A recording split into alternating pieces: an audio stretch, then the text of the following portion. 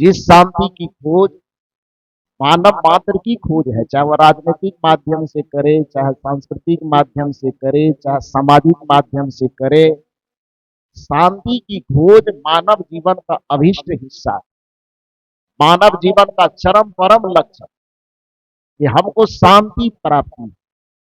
चाहे राजनीतिक माध्यम से कोई चले, उनका भी उद्देश्य है कि समाज में अमन चैन शांति हो। चाहे सामाजिक माध्यम से कोई कार्य कर रहे हैं, उनका भी उनकी भी चाहत यही है कि हमारे कार्य के माध्यम से समाज में शांति हो। चाहे कोई आध्यात्मिक मार्ग से काम कर रहे हैं, उनका भी लक्ष्य यही है, मानव जीवन में शांति की स्थापना। तो जिस शांति की स्थापना हम करना चाहते हैं, शांति आधारित किस चीज पे है? जिस समरसता की बात अभी की जा रही है पंच परिवर्तन में, विचारक कहते हैं सदा शांति रहती है समता के पीछे। जहां समता है वहीं पर शांति। इस बात को गोस्वामी तुलसीदास जी ने भी कहा है, सुख और दुख के जो मूलतः दो कारण, जहां सुमति तहां संपत्ति नाना, जहां कुमति तहां विपत्ति निधान। जहां पर सुमति है, एक दूसरे की मति का तालमेल है, एक दूसरे के विचारों का सामंजस्य है, और वैचारिक सामंजस्य के आधार पर सभी प्रकार के भेदभाव से मुक्त होकर के हम समता के धरातल पर जीते हैं, उसी समता के धरातल पर शांति का प्रस्फुटन होता है।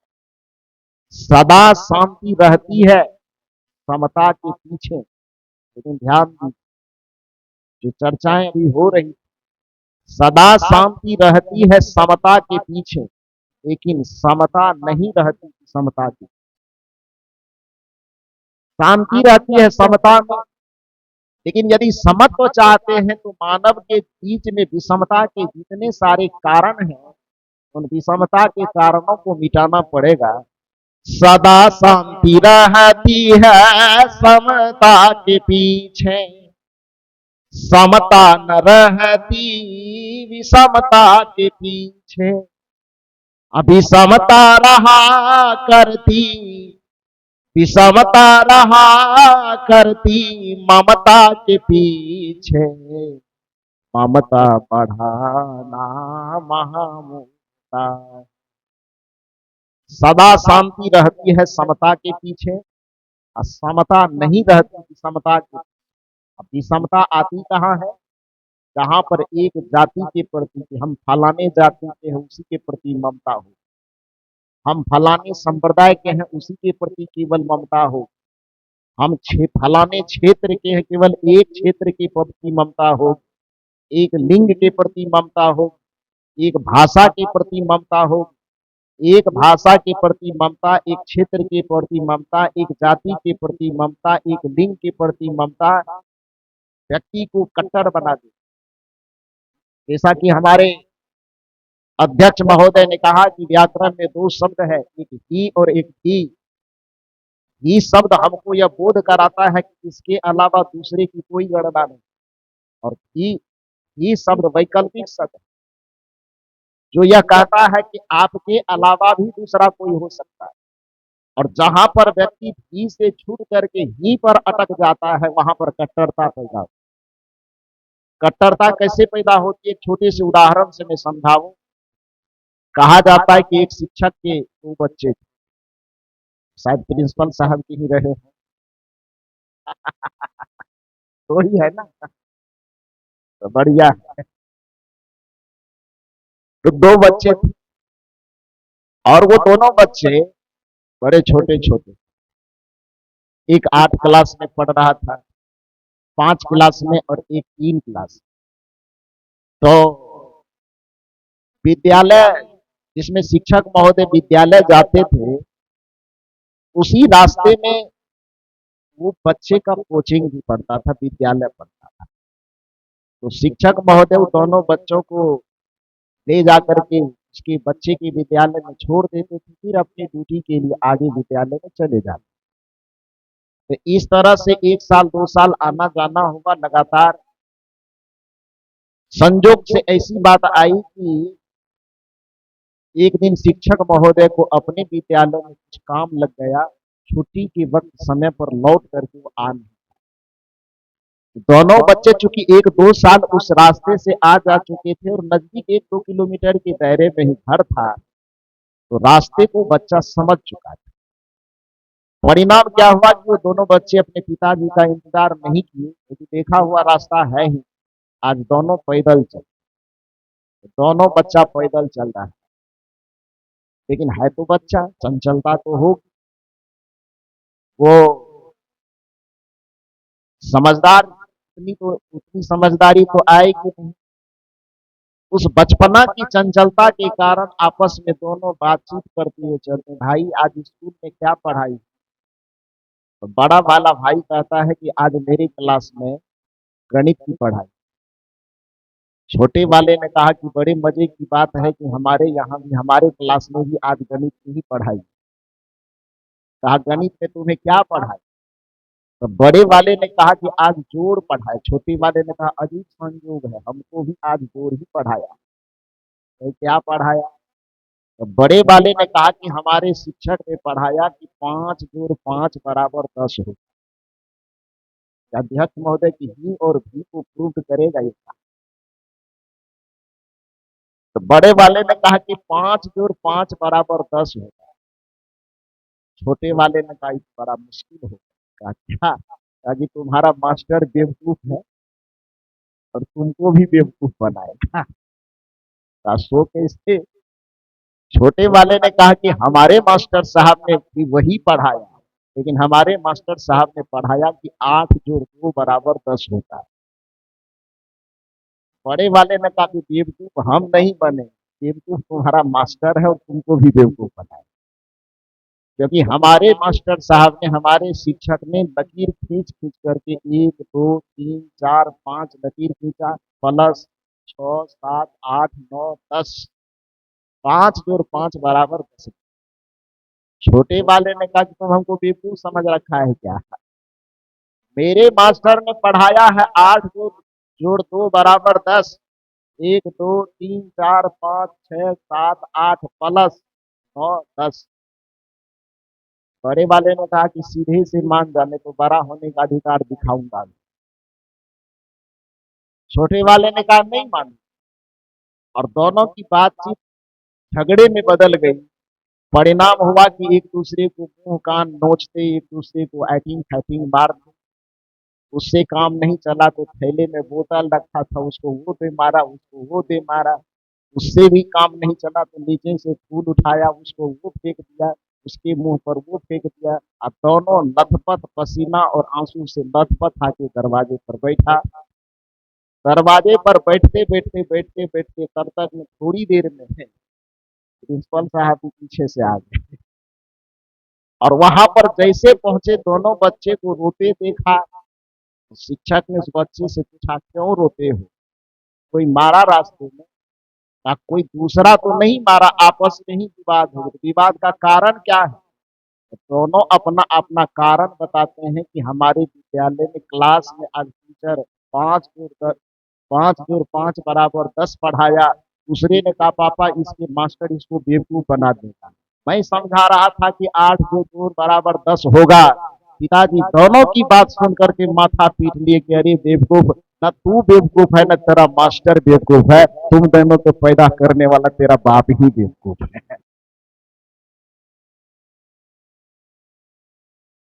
क्योंकि जिसके पास समझदारी विकसित होगी, सदगुरु कबीर साहब ने इसी समरसता की बात की, समझे की गति एक है, जिन समझा सब ठौर। जो एक में जाकर के अटक जाएगा वो कट्टरवादी है। हम लोग इस भूमिका में है, हम लोग उस चीज का नाम नहीं लेंगे, नाम लेने में तो आप ही लोग दायित्व निभाइए। लेकिन कट्टरवादी कह रहे हैं तो समझ जाइए कि जो कोई भी व्यक्ति होगा एक में अटका रहेगा वह कट्टरवादी। और जो सबकी भावना को समझता, कबीर साहब का कथन है कि समझे की गति एक है, लेकिन शर्त है कि जिन समझे सब ठौर। कहा है कबीर के बीच के पल कहीं और की ओर। सदा शांति रहती है समता के पीछे। और जो इस समत्व को समझेगा वही व्यक्ति इस बात को समझ सकेगा, 5 जोड़ 5 बराबर ही 10 नहीं होता है, बल्कि 8 जो 2 बराबर भी 10 होता है। 7 जोड़ 3 बराबर भी 10 हो सकता है। यहीं पर जहां पर कांटा अटक गई तो कट्टरवादिता आएगी और विषमता का बीजारोपण।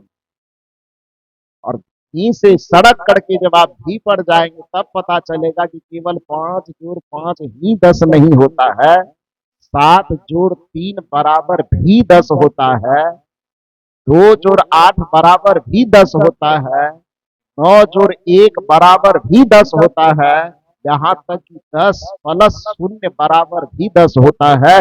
10 होने के केवल एक तरीके नहीं हो सकते, 10 होने के कई तरीके हो सकते हैं। उसी तरह से समता की स्थापना वहीं पर हो सकती है जहां पर हम सबके हृदय को समझ करके किसी का किसी भी भांति अपमान नहीं करके सबको एक मार्ग में जोड़ने के लिए, सबको समता के धरातल पर लाने के लिए, सभी पंथों का, सभी भाषा का, सभी वर्ण का, सभी वर्ग का एक तरह से सम्मान करते हैं, उसी जगह पर समता का निर्माण होता है और उसी जगह शांति की स्थापना होती है। सदा शांति रहती है समता के पीछे, समता न रहती विषमता के पीछे, विषमता रहा करती ममता के पीछे, ममता बढ़ाना महामूर्खता।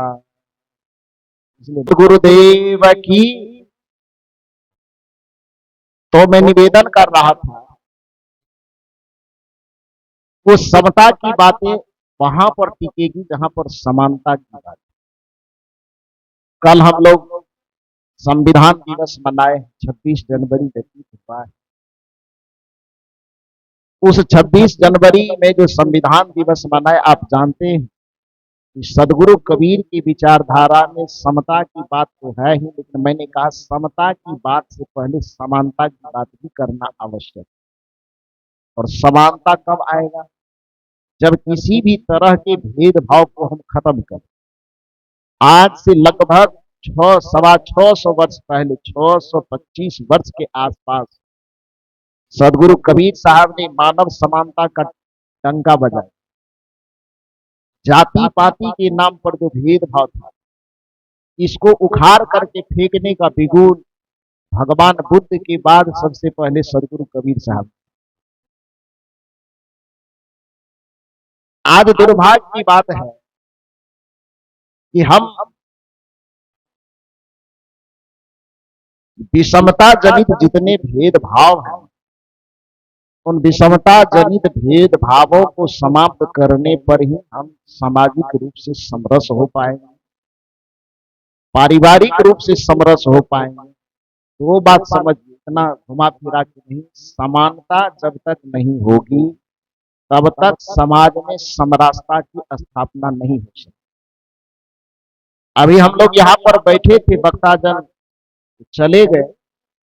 इस चर्चा के दरमियान में अभी बड़ी सुंदर बात, भारत मां के वीर सपूतों का गुणगान किया जा रहा है और बच्चों के बीच में यह बातें हम लोगों के सामने लाई गई कि खूब लड़ी मर्दानी वह तो झांसी वाली रानी।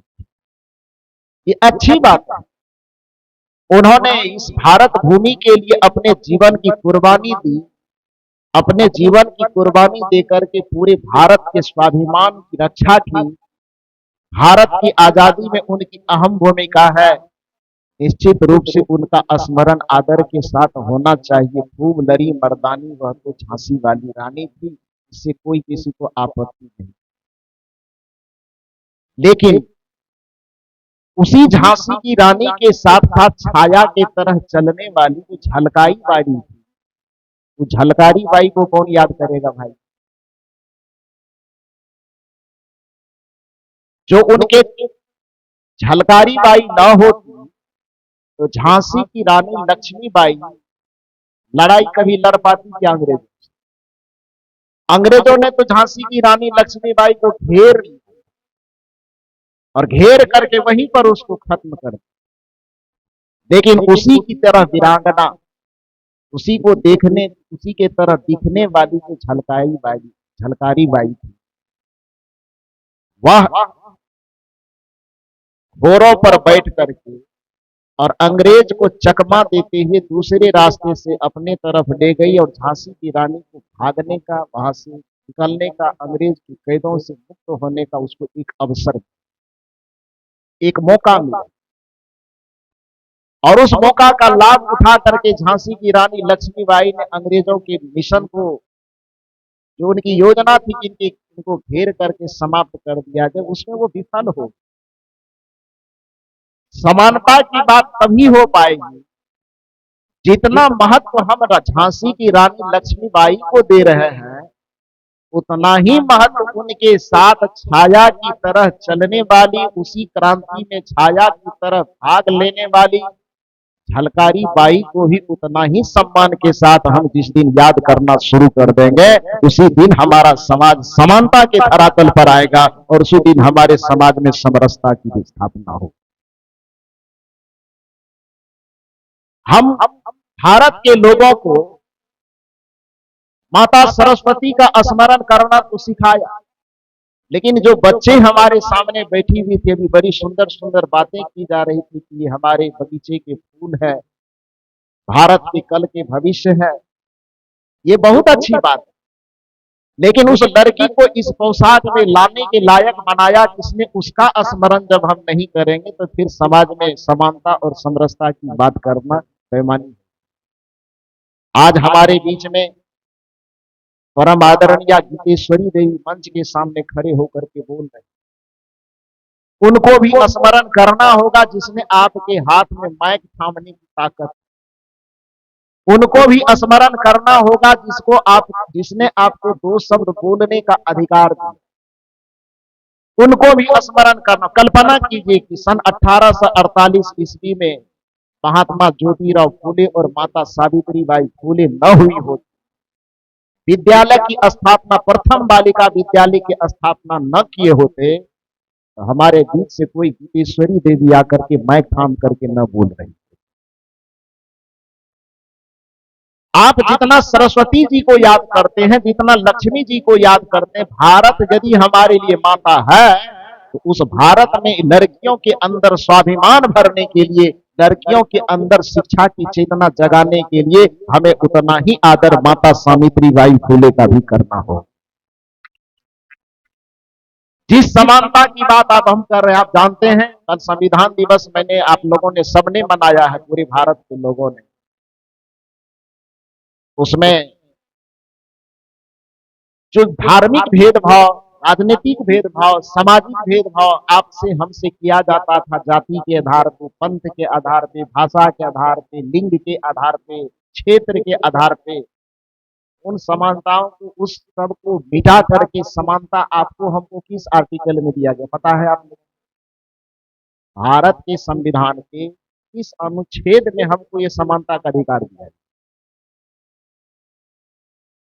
भारत के संविधान जिस समय निर्मित हुए उसमें लगभग 290 अनुच्छेद के आसपास, आज उसका संशोधन करते करते करते करते लगभग 470 से 90 के आसपास उनके अंदर अनुच्छेद है।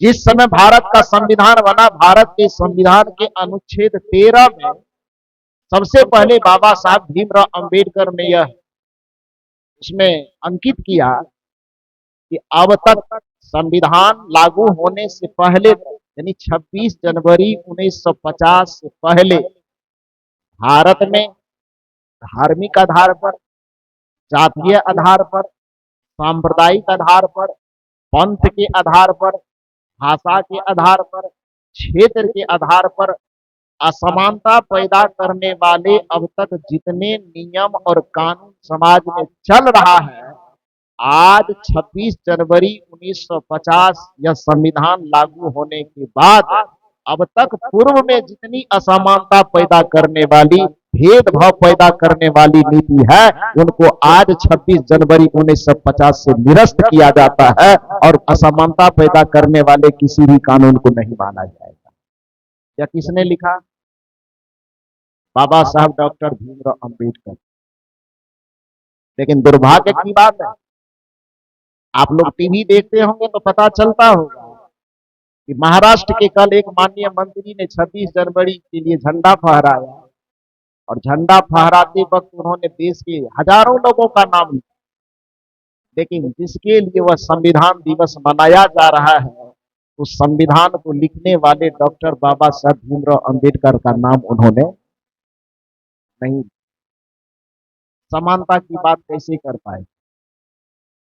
और नाम नहीं लिया तो उसी के बीच में एक शेरनी के तरह दहाड़ने वाली जो पुलिस की नौकरी कर रही थी, जो उन्हीं माननीय मंत्री के सुरक्षा में लगी हुई थी, उनको यह बात अखरी, और माइक पर जाकर के चिल्ला करके वो कहती है कि आप मुझे सस्पेंड कर दो, मुझे मंजूर। लेकिन जिसके उत्सव को मनाने के लिए, जिस ग्रंथ के, जिस संविधान के उत्सव को मनाने के लिए हम लोग यहाँ इकट्ठे हुए हैं, बाकी सब लोगों का नाम लिया जा रहा है, बाकी सब लोगों की जय जयकार की जा रही है, लेकिन जिसने उस ग्रंथ को, संविधान को लिखा है, न तो उसका एक बार भी नाम लिया जा रहा है, न उसकी एक बार जय जयकार की जा रही है। भला बताइए उसमें समानता कैसे आए, किस प्रकार से आए? तो हम लोगों के अंदर भी जो कुछ गड़बड़ियां है, अपने अंदर की गड़बड़ियों को भी हमें सुधारने की आवश्यकता है। अन्यथा हम केवल दूसरों पर चर्चा करते रह जाएंगे। उस चर्चा से वह फायदा होने वाला नहीं होगा जो फायदा हम अपने समाज में लाना चाहते, जो जागृति हम अपने समाज। चुकी उर्दू के एक शायर ने बड़ा सुंदर कहा है कि संभल सकता है वह शख्स जो अपनी खता को खता मानता है, संभल सकता है वह शख्स जो अपनी खता को खता मानता है, मगर उसका सुधरना तो मुमकिन नहीं है जो अपने ही मर्ज को दवा मानता है, जो अपने ही मर्ज को दवा मानता है, जो अपनी बीमारी को ही अपना श्रृंगार समझ ले, जो अपनी कमजोरी को ही अपना ताकत माने, उस आदमी को इस संसार में सुधारने का कोई उपाय है क्या? क्योंकि नीति यह कहती कि जो सोया हुआ आदमी हो उसको जगाने का उपाय हो सकता है। जाइए, हल्का झकझोरिए, आवाज लगाइए, जग जाए। लेकिन जो आदमी जग करके सोने का नाटक कर रहा हो, उसको जगाने का क्या उपाय? कैसे जगाएंगे? नहीं जगा पाए। अभी हमारी जो श्रीमती गीतेश्वरी साहू जी, बड़ी सुंदर बात उन्होंने किया कि हमें विदेशी चीजों का बहिष्कार करके हमें निश्चित रूप से स्वदेशी को अपनाना, ये अच्छी बात है। लेकिन स्वदेशी जो आज जो दुनिया से आप और हम दुनिया के प्रगति के क्षेत्र में जीने के लिए प्रतिबद्ध हैं, आप उन स्वदेशी चीज के निर्माण के लिए काम क्या कर रहे हैं? आप जो मोबाइल चला रहे हैं, आप बताइए कि मोबाइल का कौन सा पार्ट आपके हमारे देश में बनने के लिए तैयार है? स्वदेशी की नारा हम खूब लगाएंगे, लेकिन आप बताइए कि जिस यूट्यूब में आप मोबाइल में, यूट्यूब में दुनिया भर के समाचार को देखते हैं, क्या हमारे देश में बना है? जिस फेसबुक को चला करके हम दुनिया भर के समाचार को जानते हैं, सोशल से जुड़े हुए हैं, समाज से जुड़े हुए हैं, क्या वो फेसबुक आपने हमने बनाया है? जिस व्हाट्सएप से हम एक दूसरे को 1 मिनट में समाचार भेज देते हैं, बताइए कि क्या वह हमारे देश में बना है? व्हाट्सएप आप नहीं बना रहे, फेसबुक आपके यहाँ नहीं बना है, यूट्यूब आपके यहाँ नहीं बना है, ट्विटर आपके यहाँ नहीं बना है, मोबाइल के पार्ट्स आपके यहाँ नहीं बनते। क्यों नहीं बनते? इसलिए नहीं बनते क्योंकि आप वैज्ञानिक चेतना के विकास के बजाय आप मंदिर में कुत्ता भी बीमार पड़ता है उसको भी भगवान बना देते।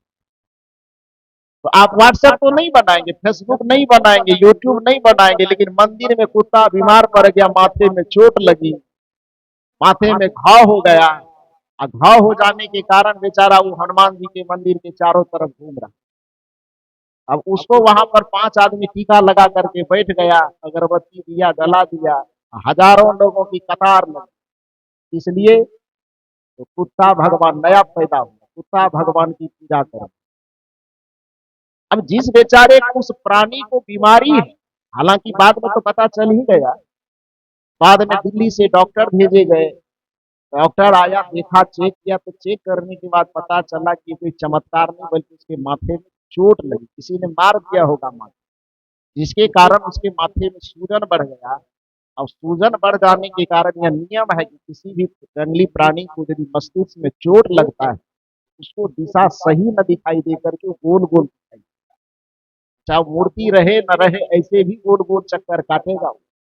और गोल गोल चक्कर काटने के कारण उसके बीमारी का इलाज करने के बजाय लोगों ने चमत्कार बना।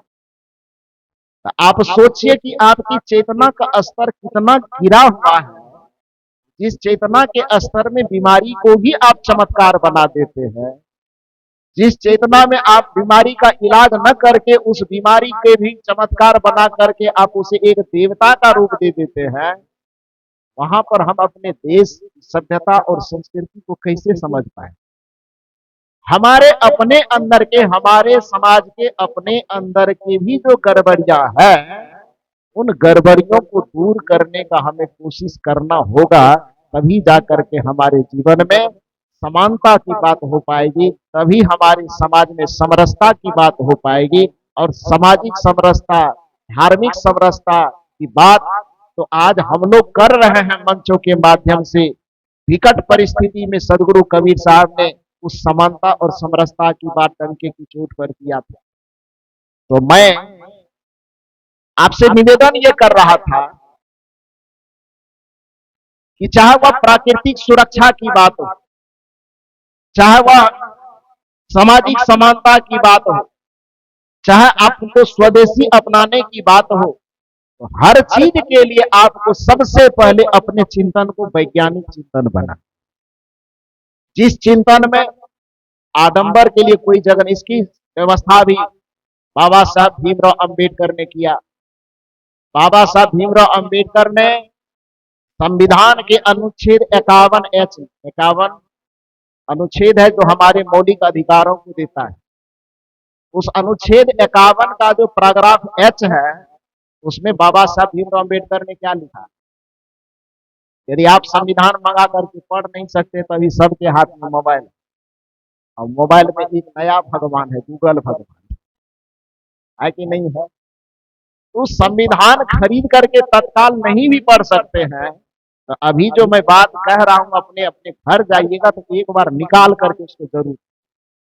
संविधान का अनुच्छेद 51H, 51 नहीं देखिए, क्योंकि 51 देखिएगा तो उसमें आपके मौलिक अधिकार की बात है, शिक्षा में समानता, आर्थिक समानता, न्याय की समानता इत्यादि की बात। उसमें 51, अनुच्छेद 51 का H देखिएगा, क्या देखना है, अनुच्छेद 51 का H पैराग्राफ। उसको जब देखेंगे तो उसमें बाबा साहब अंबेडकर ने लिखा है, धर्म के मामले में हो, समाज के मामले में हो, संस्कृति के मामले में हो, जो अब तक आडंबर, अंधविश्वास और पाखंड फैलाया गया है, संविधान का अनुच्छेद 51H आपको यह आदेश देता है कि उन सारे चीजों का खंडन करके धर्म का भी प्रचार आप करें, संस्कृति का भी आप प्रचार करें, तो वैज्ञानिक सोच और मानवतावाद से प्रेरित हो, ऐसे वैज्ञानिक चिंतन का आप प्रचार प्रसार करें, न कि धर्म के नाम पर पाखंड फैला, धर्म के नाम पर आडंबर न फैला। और कबीर साहब का भी मिशन यही था। कबीर साहब कहते थे मैं धर्म के खिलाफ नहीं, बल्कि धर्म के नाम पर फैले हुए आडंबर के खिलाफ। मैं ईश्वर के खिलाफ नहीं, लेकिन ईश्वर के नाम पर यदि कोई दुकानदारी चला रहे हो तो उस दुकानदारी के मैं खिलाफ जरूर। ईश्वर लोगों के आस्था का विषय है, धर्म लोगों के जीवन की व्यवस्था का विषय है, लेकिन जो धर्म आदमी में नैतिक व्यवस्था ला सकता था, जो धर्म लोगों में चारित्रिक विषय व्यवस्था ला सकता था, जो आदमी के अंदर नैतिक बोध का विकास कर सकता था, उस धर्म को हमने तीर्थों में कैद करवा दिया, उस धर्म को हमने मंदिरों में कैद करवा दिया। और जिसने उस धर्म को समाज के बीच में लाने की कोशिश की, उसको हमने धर्म विरोधी साबित किया, सगुन मार्ग और निर्गुण मार्ग में बांट दिया, और कहा कि सगुनवादी वह है जो कहता है कि हमारे समाज में मंदिर होना चाहिए। कबीर साहब ने कहा अच्छी बात है, समाज में मंदिर हो, अच्छी बात है, लेकिन हमारा घर भी मंदिर के जैसा बनना चाहिए। ये कबीर साहब कहते हैं कि मैं कहता हूं कि एक जगह पर हमारे नगर में मंदिर हुआ तो चाहिए, लेकिन साथ साथ यह भी चाहिए कि हमारा घर भी मंदिर के जैसा होना चाहिए। अयोध्या में राम जी का मंदिर हो उससे काम नहीं चलेगा। काम तब चलेगा जब हमारा घर अयोध्या के जैसा हो और उस घर में रहने वाली स्त्री सीता के जैसी हो, और घर में रहने वाले जो भाई हो वह राम लक्ष्मण और भरत शत्रुघ्न के जैसा हो। अन्यथा मंदिर में तो राम लक्ष्मण भरत शत्रुघ्न के केवल प्रतिमा होंगे, और घर में यदि हमारे बीच में वह चरित्र नहीं उतर पाया तो घर हमारा लंका के जैसा बना रह जाएगा। कबीर साहब कहते कि संसार में केवल मंदिर बनाना सार्थक नहीं है। धर्म की सार्थकता तब होगी जब पूरे संसार को ही हम मंदिर बना डालें।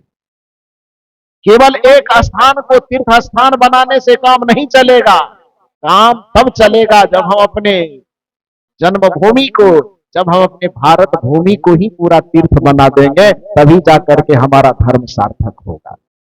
और इसके लिए सदगुरु कबीर साहब कहते हैं कि धर्म को जो नैतिकता का विषय है, जो धर्म हमारी संस्कृति का विषय है, जो धर्म हमारे चेतना का विषय है, उस धर्म को चमत्कार से मत दो, पाखंड से मत दो। और कबीर साहब ने सिखाया कि धर्म की परिभाषा आजकल तो हम लोग सनातन धर्म की बात करते हैं। हालांकि कुछ लोगों ने तो कबीर साहब को सनातन धर्म से ही जबरदस्ती अलग करने की कोशिश। लोगों ने कहा कि कबीर साहब सनातन धर्म को मानते जानते नहीं, लेकिन सच पूछा जाए तो सच में सचमुच अर्थ में सदगुरु कबीर साहब जितने सनातन को जानते मानते हैं, सनातन के नाम पर रोटी सेकने वाले लोग भी उतना सनातन को नहीं जानते। सदगुरु कबीर साहब ने सनातन धर्म की व्याख्या करते हुए कहा, जहां दया तहां धर्म है, जहां लोभ तहां पाप, जहां क्रोध तहां काल है, जहां क्षमा तहां आप। जहां दया तहां धर्म। और इस बात का समर्थन गोस्वामी तुलसीदास जी ने भी बेहतरीन तरीके से किया। और कबीर साहब के ही सुर में मिलाते हुए गोस्वामी जी कहते हैं, दया धर्म का मूल है, पाप मूल अभिमान, तुलसी दया न छाड़िए, जब लग घट में प्राण। अब बताइए कि दया एक नैतिक चरित्र है कि दया मंदिर में आरती दिखाने की? मेरे सवाल आप समझ पाएगी? जब कबीर साहब भी कह रहे हैं कि दया तहां धर्म है, जहां लोभ तहां पाप, और गोस्वामी तुलसीदास जी भी कह रहे हैं कि दया धर्म का मूल है, पाप मूल अभिमान। तो दया एक मनुष्य का नैतिक चरित्र है कि दया कहीं मंदिर में बैठने वाली प्रतिमा? थोड़ा जोर से बोलिए। जब गोस्वामी तुलसीदास जी से पूछा जा रहा है कि सनातन धर्म की व्याख्या कैसे करेंगे आप, गोस्वामी तुलसीदास जी कहते हैं, धर्म न दूसर सत्य समाना, आगम निगम पुराण बखाना। कबीर साहब को तो तुरंत आरोप लग जाएगा, तू कबीर पंथी सब ऐसी के धर्म का खंडन कर। लेकिन गोस्वामी तुलसीदास जी जब कह रहे हैं कि धर्म न दूसर सत्य समाना, आगम निगम पुराण बखाना, सत्य के समान इस धरातल पर दूसरा कोई धर्म नहीं है। यही आगम निगम पुराण वेद शास्त्र सब में इसी का बखान। ये कौन कहते हैं? गोस्वामी तुलसीदास। सवाल आप लोगों से यह है, ये बताइए कि सत्य एक नैतिक चरित्र है कि सत्य की कोई प्रतिमा बना करके आरती दिखाई जाएगी? क्या है सत्य? चरित्र है ना जी, उसको धारण न करना पड़ेगा। केवल दिया अगरबत्ती दिखाने से काम चलता। गोस्वामी तुलसीदास जी से पूछा गया कि धर्म की दूसरी कोई भी परिभाषा हो सकती है क्या? गोस्वामी तुलसीदास जी ने कहा, हाँ हो सकती, बताता। तो गोस्वामी जी कहते हैं, परम धर्म श्रुति विदित अहिंसा, पर निंदा सम अघन सा। गोस्वामी जी कहते हैं कि मेरी दृष्टि में सनातन धर्म है परम धर्म। परम शब्द पर ध्यान दीजिए, धर्म के साथ परम शब्द जुड़ा।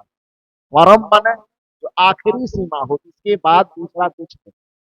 परम धर्म श्रुति विदित सा।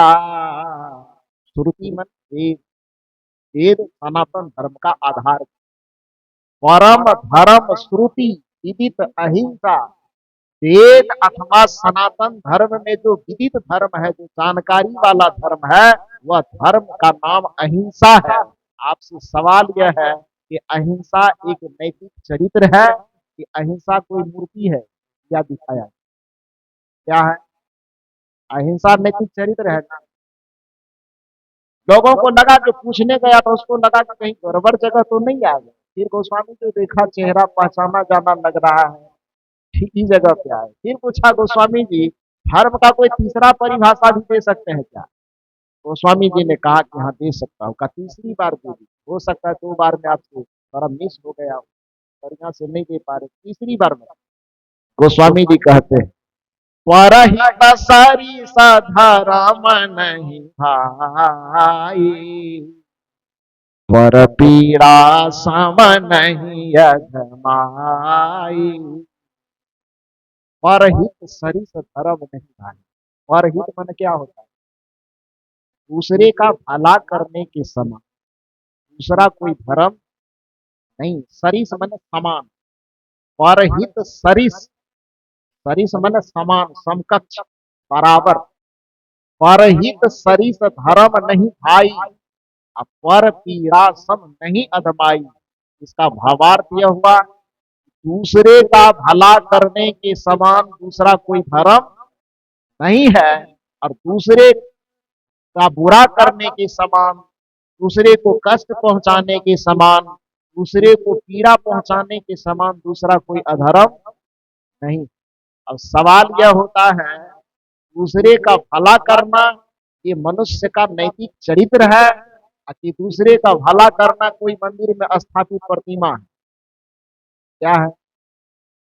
एक नैतिक चरित्र है। तो धर्म की व्याख्या चाहे आप सगुण के मार्ग से करो, कि धर्म की व्याख्या आप चाहे निर्गुण के मार्ग से करो, चाहे धर्म की व्याख्या आप कबीर के माध्यम से करो, कि धर्म की व्याख्या आप तुलसी के माध्यम से करो, क्या फर्क पड़ता है? वह धर्म की व्याख्या कभी आपको आडंबर तक नहीं ले जाती। वह धर्म की व्याख्या आपको कभी पाखंड तक नहीं ले जाता। वह धर्म की व्याख्या आपको चरित्र से नैतिक होने की शिक्षा देता है। लेकिन दुर्भाग्य है कि आपको नैतिक होना थोड़ा कठिन लगता है। आपको ऐसा भगवान चाहिए तो आप पाप भी करते रहो और जा करके पाभर लड्डू चढ़ा दो और आप पाप से मुक्त हो। कबीर साहब कहते हैं मैं ऐसे धर्म के खिलाफ।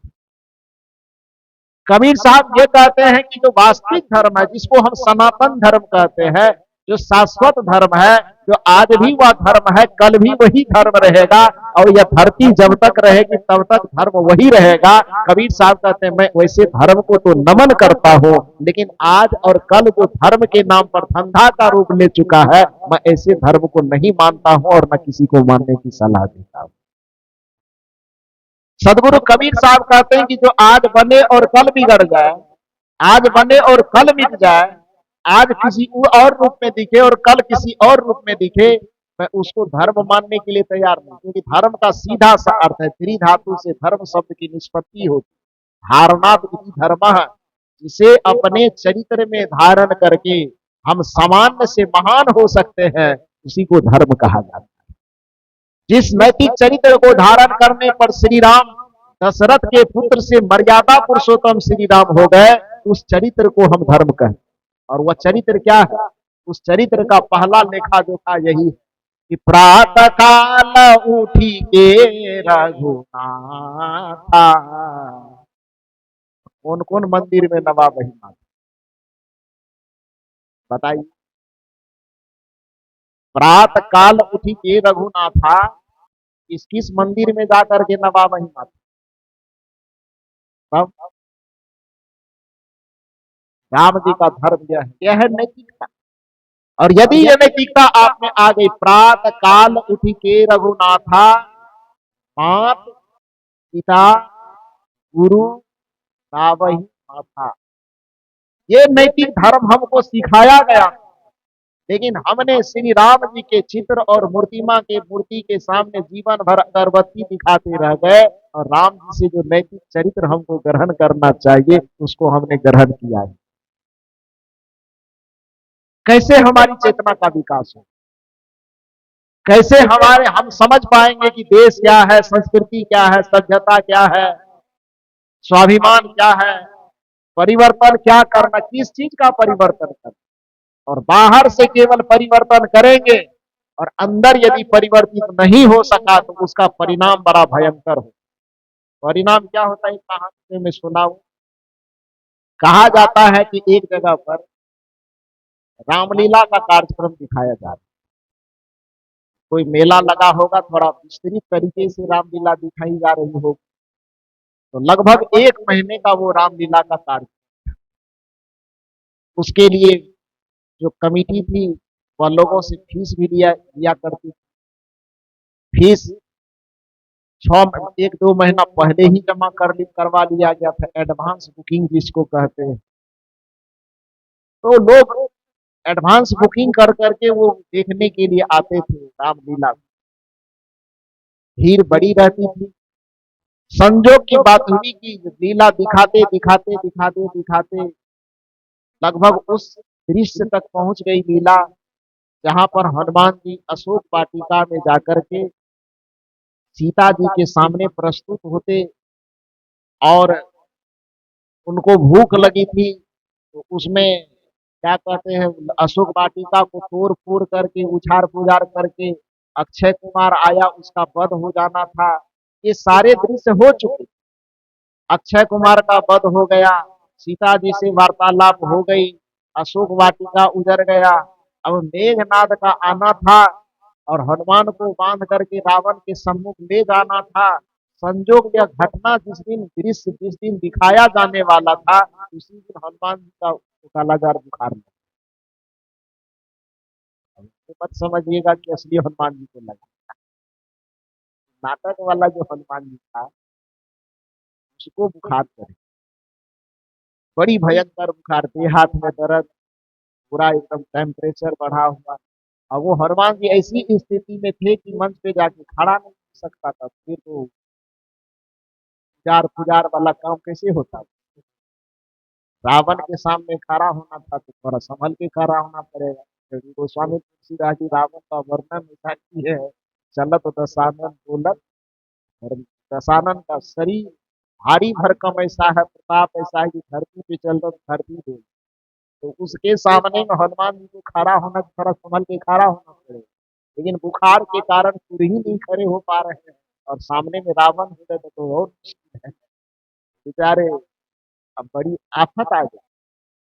आयोजकों ने सोचा कि हम 1 महीना पहले से जो एडवांस बुकिंग ले लिए हैं लोगों से, यदि लीला सही तरीके से न दिखाई गई तो लोग मानेंगे नहीं, ईटा पत्थर फेंकेंगे, टमाटर फेंकेगा। तो इसके लिए क्या किया, उन्होंने खोजना शुरू किया और खोजते खोजते चालू किया कि भाई कोई ऐसा मिले जो अकल से भी हनुमान हो और सकल से भी। क्योंकि हनुमान जी की 2 परिभाषा है हनुमान चालीसा में, जय जय जय हनुमान, जय हनुमान ज्ञान गुण सागर, जय कपीस तिहुँ लोक उजागर। बुद्धि के मामले में हनुमान जी का चरित्र चित्रण है कि जय हनुमान ज्ञान गुण सागर। अब बल के मामले में, ताकत के मामले में, रामदूत अतुलित बल धामा, अंजनी पुत्र पवन सुत नाम। तो बल के मामले में अतुलित बल होना चाहिए, अब बुद्धि के मामले में ज्ञान गुण दोनों का सागर है। ऐसा वाला तो था हनुमान जी, लेकिन तो बुखार चढ़ गया है, करे तो करे क्या। तो खोज चालू हुई, ऐसा कोई हनुमान जी मिले। पूरे मार्केट में छान मारा तो कहीं बुद्धि वाला मिले तो बल वाला मिले, और कहीं बल वाला मिले तो बुद्धि के मामले में छटा जाए। बड़ा मुश्किल, क्या किया जाए। खोजते खोजते दिन भर खोजा, कहीं नहीं मिला। शाम के वक्त में निराश होकर के आज लौट रहा था कि आज लगता है ईटा पत्थर ही नसीब, आज मार लगेगी लोगों की तरफ, हंगामा होगा। लेकिन ऐसा सोच करके निराश होकर के लौट ही रहे थे जो जिस गेट पे नाटक जहां पर होता था, उस नाटक के गेट पर ही एक बेचारे हलवाई महोदय साहू जी महाराज जिलेबी छान रहे थे। तो जिलेबी छानते हुए उस पर नजर पड़ी। उसको देखा कि शरीर से तो पहले स्पष्ट दिख रहा है कि शरीर के हनुमान के रोल के लायक है, और एक चीज तो प्रत्यक्ष दिखाई दे रहा है कि हनुमान के लायक, लेकिन अब एक जांच बाकी बच गई, माइंड वाला। उसकी भी थोड़ी परीक्षा ली। वो तो बाहर से दिखेगा नहीं, तो सामने जाएंगे, कुछ बातचीत होगी तब पता चलेगा। तो वहां गए, बातचीत कुछ हुई, पता चला कि हम दोनों से पूरा तो नहीं है लेकिन मेकअप हो जाए, शरीर से भी और अकल से। तो उनको पूछ करके वो कहते हैं कि सारी बातचीत होने के बाद वो आयोजक कहते हैं उस जिलेबी छानने वाले से कि आप मेरे साथ कुछ काम करोगे। उस हलवाई महाराज ने कहा, जलेबी छानने वाले ने कि कौन सा काम है। कहा, मैं नाटक कंपनी के गेट पर आप बैठ करके जलेबी बना रहे हो, मैं इस नाटक कंपनी का मालिक हूं, और इसी में आपको नाटक कंपनी में रात में एक रोल करना है।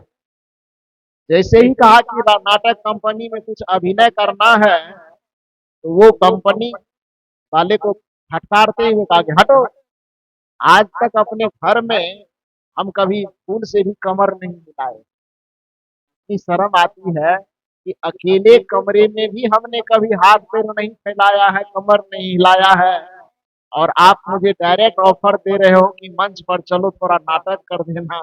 ये कैसे होगा? इतने बड़े समूह के बीच में, इतने बड़े समाज के बीच में कैसे हो? तो नाटककार जो थे उन्होंने कहा कि ऐसा है, तुम जो ये काम कर रहे हो किस लिए कर रहे हो? पैसे के लिए ना। दिन भर में कितना पैसा कमा लेते? तो उन्होंने कहा कि सब चीज काट मार करके लगभग 200 रुपये बचा लेता हूँ। उन्होंने कहा कि 200 रुपये बचाते हो तो मैं तुम्हें 500 रुपये देने के लिए तैयार हूँ। काम भी बस 10 मिनट का है, क्योंकि अनजान आदमी हो इसलिए रोल को भी ज्यादा नहीं बढ़ाऊंगा, केवल दो काम तुमको करना है। अशोक वाटिका तो पहले से उजड़ चुका है, थोड़ा बहुत और तितर बितर कर देना। मेघनाद आएगा, तुमको बांध करके ले जाएगा, और रावण के सामने जैसे खड़ा करेगा, तो रोल तो हालांकि 1 घंटे का है, लेकिन कम में ही सिमट करके मैं बस 2 डायलॉग में काम को खत्म करूंगा। रावण तुमसे डपट के पूछेगा कि तुम कौन हो? तुमको जवाब देना है कि हम राम के दूत हनुमान हैं। अब पूछेगा दूसरा कि तुम काम क्या करते हो? तुम कहना कि हम राम जी की सेवकाई करते, राम जी की सेवक है, वो सेवक हम हैं, सेवकाई करते। दो काम बताना, इससे ज्यादा तुम बोल नहीं पाओगे, इसीलिए हम तुमको ज्यादा डायलॉग नहीं बताएंगे।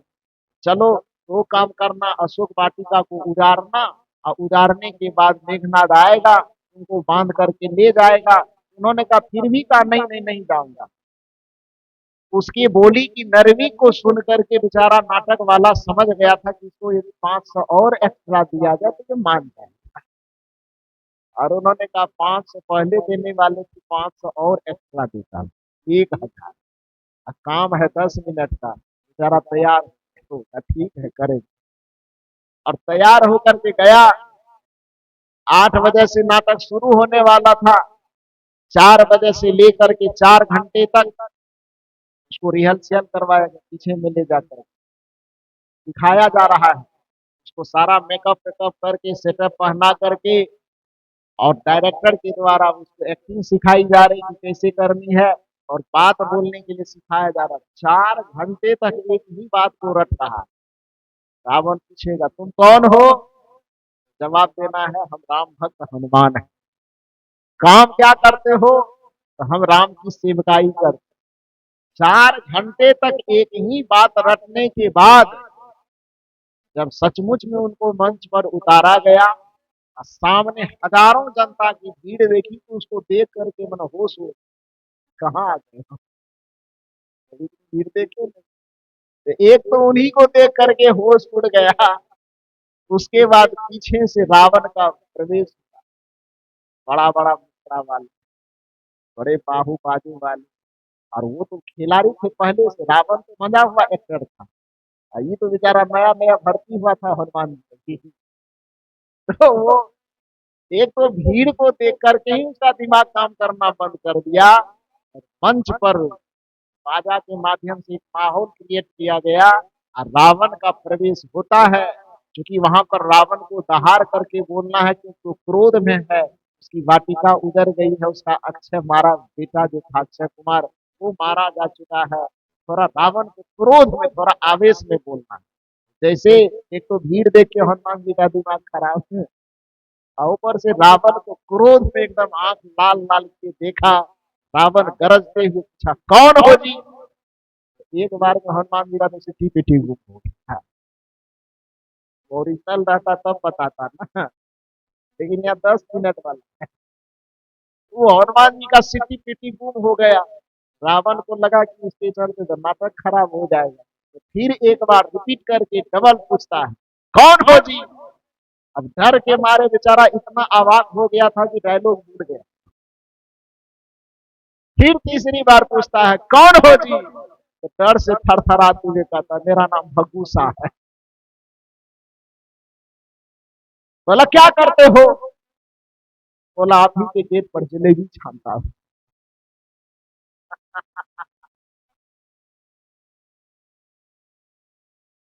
यह हुआ ऐसा 4 घंटे का जो डायलॉग रटवाया जा रहा था। हम राम भक्त हनुमान हैं और हम राम की सेवकाई करते हैं। ये दो डायलॉग मात्र रावण के सामने में आने पर भूल क्यों गया। तो इसलिए भूल गया कि बाहर से केवल हनुमान बना, कुछ देर के लिए वह राम का भक्त बना था। अब भीतर से तो बेचारा जान नहीं रहा है कि हम क्या करें। जलेबी छान जलेबी बना। तो भीतर का संस्कार जो है उसका वो जलेबी बनाने वाला संस्कार है। अब बाहर से थोड़ी देर के लिए वह सुधर करके क्या बन गया है हनुमान जी। तो बाहर का सुधार आंतरिक सुधार तक यदि नहीं पहुंचे, फिर समय आने पर वो बाहरी परिवर्तन भी कोई परिवर्तन ज्यादा महत्व नहीं रखता। अंदर अंदर का परिवर्तन आवश्यक है और अंदर का परिवर्तन तब तक नहीं आएगा। बड़ी सुंदर बात आपने की, समरसता की बात में आपसे बहुत सहमत हूँ। लेकिन समरसता जिस धरातल पर खड़ा होगा उस धरातल का नाम है समानता।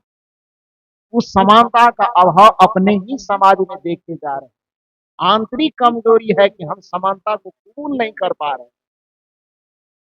जो आज तक हम लोग नारा लगाते आ रहे थे, सुनते आ रहे थे, हम भी कह रहे थे कि हम बटेंगे तो कटेंगे बात कर। अब सोचो अभी 2 दिन 10 दिन पहले माननीय नरेंद्र मोदी जी के ही संरक्षण में एक कानून आया यूजीसी का, विश्वविद्यालय के आया है कि नहीं आया। शिक्षा से जुड़े हुए लोग जानते हैं। सौभाग्य से हम लोग भी शिक्षा देते। पीएचडी करने के उपरांत विश्वविद्यालय में मैं भी पढ़ाने जाता हूँ। विश्वविद्यालय से मैं भी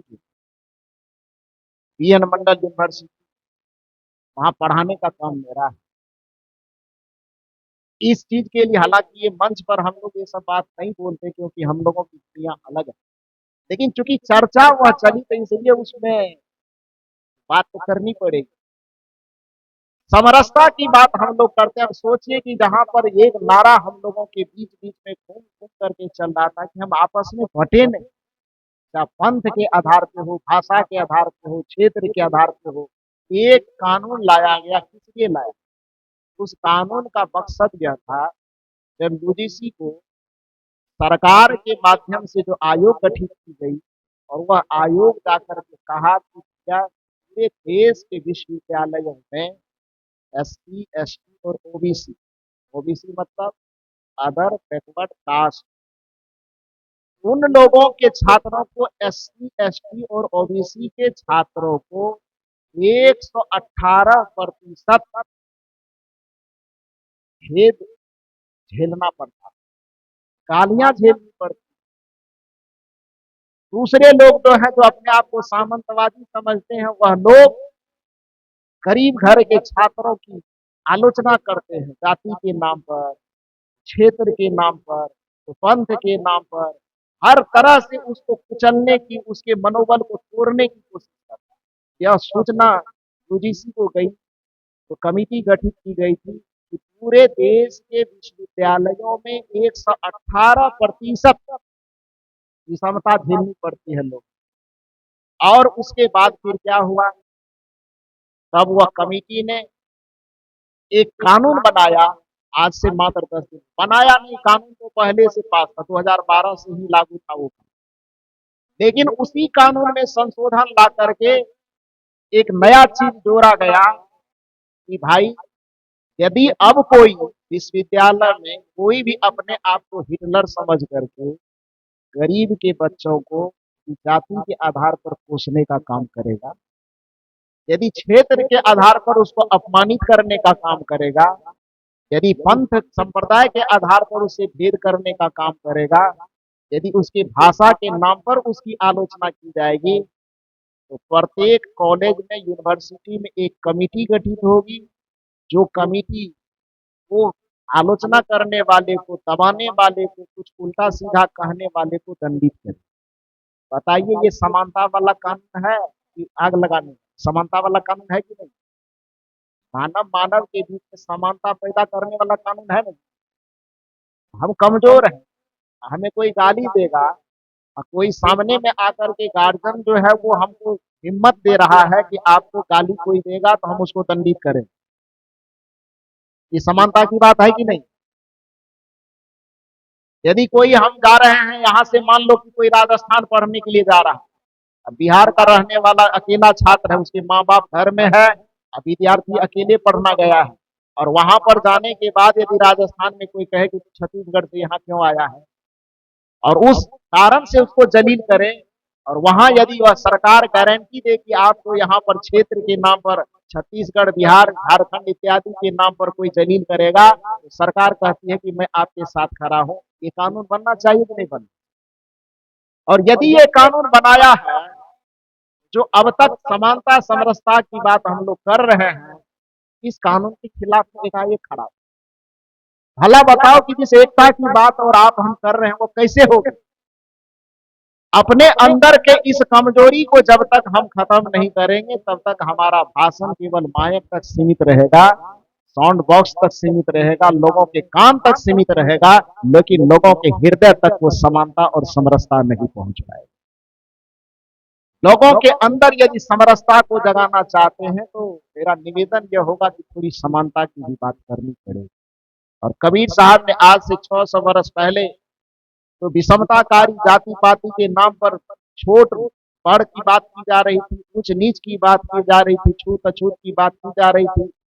कबीर साहब ने डंके की चोट पर आंख में आंख डाल करके समानता का बीजारोपण किया और पूछा, एक त्वचा, हार मल मूत्रा, एक रुधिर एक गुदा, तुम में और हम में, तो ये भेद का दीवार खड़ा करते हो भाई। तो हमारी तुम्हारी त्वचा तो एक जैसे, एक जैसे है।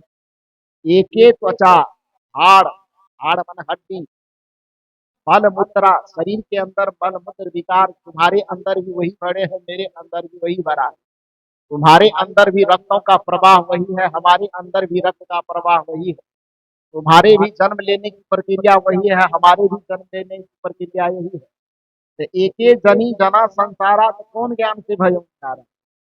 एक ही तरह से तुम्हारा और हमारा जन्म माता के गर्भ से हुआ है, तो भला बताओ किस ज्ञान से तुम अपने आप को बड़ा कहते हो और हमको छोटा कहते? एके त्वचा, हार मल मूत्रा, एक रुधिर एक गुदा, एक ही बूंद से सृष्टि रची है, तो फिर कौन ब्राह्मण को शूद्रा? किसको तुम ब्राह्मण कह करके ऊंच कह रहे हो और किसको शूद्र कह करके नीचा बता रहे? आज के इस वैज्ञानिक जमाने में भी नाम लेना ठीक नहीं है, लेकिन बड़े बड़े अपने आप को धर्म के आधार पर जो कथाकार कहते हैं, आप देखिए जाकर के टीवी के चैनलों में, कहता है आज के इस 2026 में आने के बावजूद भी जहां पर वैज्ञानिक चिंतन का विकास होना चाहिए, वो कहते हैं कि सूत्रों के घर में पति और पत्नी के, स्त्री और पुरुष के संजोग से बच्चा उत्पन्न होता था, लेकिन प्राचीन काल में हमारे ब्राह्मणों के वर्षों दूर रहने के बावजूद भी जंगल में तपस्या करते थे, और पति लोग यहाँ से मंत्र पढ़ देते थे तो वहां हमारे घर की पत्नियों को गर्भ था। बताइए तो ये कौन सा वैज्ञानिक सोच है। और जब तक इन अवैज्ञानिक धारणाओं को दिमाग से खत्म नहीं किया जाएगा, अपने आप को दूसरे से श्रेष्ठ साबित करने के चक्कर में आप क्या भूल जाते हो कि हम बात कौन सी कर रहे हैं। एक ही प्रकार से माता पिता से आपका हमारा सबका जन्म होता है, इसलिए जन्म के आधार पर किसी को किसी से भेद नहीं करना चाहिए। कबीर साहब डंके की चोट पर कहते हैं कि एक एक त्वचा हार मल मूत्रा, एक रुधिर एक गूदा, एक बूंद से सृष्टि रची है, को ब्राह्मण को शूद्रा। उसी में से एक आदमी जवाब देने के लिए खड़ा हुआ और कबीर साहब से पूछा कि ठीक है, जन्म तो एक ही तरीका से हुआ लेकिन रंग में थोड़ा अंतर है। कोई गोरा है, कोई काला है, कोई मोटा है, कोई पतला है, कोई नाटा है, कोई लंबा है। कबीर साहब ने कहा रुको इधर, फिर समानता पर तुमको लाना चाहते। यदि तुम ये कहते हो कि रंग के आधार पर किसी से भेद करना चाहिए, यदि तुम्हें अच्छा लगता है कि किसी के मोटा और पतला होने के आधार पर भेद किया जाना चाहिए, यदि तुम्हें लगता है कि किसी क्षेत्र के आधार पर भेद किया जाना चाहिए, तो कबीर साहब ने कहा कि मैं कोई भी ज्ञान केवल मौखिक नहीं समझाता, थोड़ा प्रैक्टिकल में समझने की कोशिश करो। और प्रैक्टिकल में समझाने के लिए कबीर साहब कहते क्या है, जाओ यदि बगल में कहीं हो तो कुछ कुछ गाय को ले आओ, गाय गौ माता जिसको हम लोग कहते हैं, तो कहा कि उस गौ माता को ले आओ, लेकिन ध्यान रहे कि वह अलग अलग रंगों का होना चाहिए। कोई उजला वाला हो, कोई गाय काली वाली हो, कोई चितकबरी हो, कोई और दूसरे कलर का हो। लगभग 10 कलर की गाय यदि मिले तो 10 रंगों की गाय को आप कहीं से पकड़ करके लाओ। लाया गया 10 प्रकार के गायों और कहा अब क्या करना चाहिए, 10 प्रकार के जो रंग अलग अलग रंग है उसके 10 रंग वाली अलग अलग गायों के दूध को दूहो। दूध को दूह लिया गया। उसके बाद एक बड़े बर्तन में 10 प्रकार के गाय के दूध को डाल दिया और जब सब दूध आपस में मिल गया, मिल जाने के बाद वो बेचारा जो कह रहा था रंग रूप मोटा पतला के आधार पे भेद होना चाहिए, कबीर साहब ने कहा काली पीली नीली सफेदी चितकबरी जितनी प्रकार की गाय है, ऊपर से देखने में सबका रंग तो अलग अलग है। कोई लंबी गाय है, कोई छोटी गाय है, कोई मोटी गाय है, कोई पतली गाय है, कोई चितकबरी गाय है, कोई काली गाय है, कोई गोरी गाय है, कोई और किसी रंग का गाय है। लेकिन सभी गायों से जो दूध दुही गई और उस सब दूध को एक बड़े बर्तन में जाकर के मिला दिया और उसके बाद रंग रूप के आधार पर भेद करने वालों को कबीर साहब ने कहा इधर आओ, इस बड़े से डब्बे में जो हमने सब गायों का दूध एक में मिलाया है, अब इसमें से निकालो कि इस डब्बे में काली गाय का दूध कौन है और उजली गाय का दूध कौन सा है, मोटी वाली दूध का गाय कौन सा दूध कौन सा है और पतली वाली गाय का दूध कौन सा है। दूध को थोड़ा सा अलग निकालो, निकाल पाएगा कोई? कोई भी आदमी इतना वीर बहादुर है कि अनेक तरह के गायों से दुही गई दूध को यदि एक बर्तन में मिला दिया जाए तो उस दूध को अलग करने का कोई उपाय है? सदगुरु कबीर साहब ने कहा कि ये अभागे आदमी क्यों हर तरह से भेद पैदा कर रहे हो, समाज को तोड़ो मत, समाज को जोड़ो। और समाज को जोड़ने के लिए तुम्हारी दृष्टि गाय के रंग और रूप पर नहीं होनी चाहिए, तुम्हारी दृष्टि गाय के दूध पर होनी चाहिए। और कबीर साहब कहते काली पियरी दूहु गाई, पीरक का शब्द है, काली पियरी दूहु गाई साकर दूध देहु मिल गई। ये समता और समानता की बात। और जब ये समता और समानता स्थापित होगी तभी समरसता की स्थापना होगी। सदगुरु कबीर साहब कहते काली पियरी दूहु गाई साकर दूध देहु मिल गाई। जैसे काली पीली गायों को दूहने के बाद भी उसके दूध को एक बर्तन से अलग नहीं कर सकते हो, उसी तरह से चाहे रंग के रूप में हम अलग हो सकते हैं, रूप के मामले में हम अलग हो सकते हैं, काले गोरे के रूप में हम अलग हो सकते हैं, क्षेत्र के आधार पर हम अलग हो सकते हैं, भाषा के आधार पर हम अलग हो सकते हैं, लेकिन राष्ट्रवादी के रूप में मानवतावादी के रूप में यदि हमको निहारा जाएगा तो हम एक हैं और हमको एक ही बन करके रहना चाहिए। यही सदगुरु कबीर साहब का चिंतन है, ये सदगुरु कबीर साहब का कहना। तो बड़ी सुंदर बात, बड़ी सुंदर चर्चा हम लोगों के समक्ष प्रस्तुत की गई। समानता की बात, समरसता की बात, परिवर्तन की बात जो अभी हम लोगों के सामने हो रही, वस्तुतः यही जीवन का सार है। हमें परिवर्तन को स्वीकारना चाहिए। वह परिवर्तन कब स्वीकार होगा, जब अपनी कमजोरी को हम समझेंगे। मैंने पहले कहा कि संभल सकता है वह शख्स जो अपनी खता को खता मानता है। कपड़े में गंदा लगा हुआ है, जब तक उस गंदगी पर हमारी दृष्टि नहीं जाएगी, फिर इस कपड़े को दोबारा हम साफ कैसे करेंगे? तो कपड़े को साफ करने के लिए पहले उस गंदगी को समझना आवश्यक है कि गंदगी है क्या, क्यों कपड़ा गंदा हुआ है, और कपड़ा के गंदा होने के कारण को जब हम समझ जाएंगे तब फिर साबुन लगा करके इसमें परिवर्तन करेंगे और कपड़ा पुनः साफ हो जाए। तो हमारे समाज में, जिसे हम सनातनी समाज कह रहे हैं, जिसको हम हिंदू समाज कह रहे हैं, लेकिन उसी को वसुधैव कुटुंबकम के आधार पर कहें, या हम कह सकते हैं मानव समाज कह लीजिए। जो वसुधैव कुटुंबकम के सूत्र के आधार पर जिसको हम मानव समाज कह सकते हैं, उस मानव समाज के हृदय में सद्भावना जगे, उस मानव समाज के बीच में समता आवे, उस मानव समाज के बीच में समरसता आवे। उस परिवर्तन के लिए सबसे पहले वह कारण खोजना होगा जिन कारणों से हम आज समरसता के बगैर विषमता को जी रहे हैं। जिस कारण के कारण हम लोग अभी एक होते हुए भी अनेक चीजों में बटे हुए हैं, जिस कारण की वजह से हम जाति पाति पंथ संप्रदाय के आधार पर बटे हुए हैं, वह कारण केवल एक है, सच्चे धर्म को न जानना। वह कारण केवल एक है, सनातन संस्कृति को न जानना। वह कारण केवल एक है, जो नैतिकता का विषय है उसको हम आडंबर का विषय बना देते हैं। जो पूजा चरित्र का विषय है उस पूजा को केवल हम मंदिर तक कैद करना चाहते हैं। वस्तुतः पूजा केवल प्रतिमाओं की नहीं होती, पूजा चरित्र का होता है। राम जी के भी प्रतिमा के सामने, कृष्ण की प्रतिमा के सामने, बुद्ध की प्रतिमा के सामने, कबीर साहब की प्रतिमा के सामने हम इसलिए झुकते हैं क्योंकि उस प्रतिमा को जीने वाला जो चरित्र है वह चरित्र बहुत महान है। यदि उस चरित्र में महानता न आती तो फिर उस चरित्र के माध्यम से चित्र को पूजा न जाता। तो हम भी यदि धार्मिक होना चाहते हैं तो अपने चरित्र में नैतिकता को समाहित जरूर करें। हम भी यदि महान होना चाहते हैं तो अपने चरित्र में समता को धारण करें।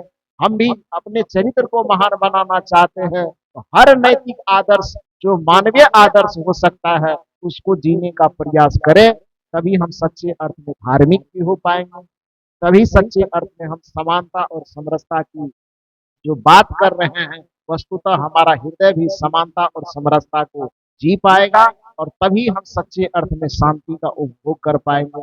आप लोग इतना देर तक शांत चित्त एकाग्र होकर के मेरी बातों को धैर्य पूर्वक सुने, इसके लिए आप सबों को बहुत बहुत साधुवाद, बहुत बहुत धन्यवाद देता हूँ। आप सबों को बहुत बहुत साधुवाद धन्यवाद देता हूँ। मंचासीन समस्त पूज्य संत गुरुजनों के चरणों में कोटि कोटि नमन वंदन करते हुए, दर्शक दीर्घा में विराजमान समस्त देव एवं देवियों के हृदय में स्थित परमात्मा को सादर नमन वंदन करते हुए मैं अपनी वाणी को यहीं पर विराम देता हूँ।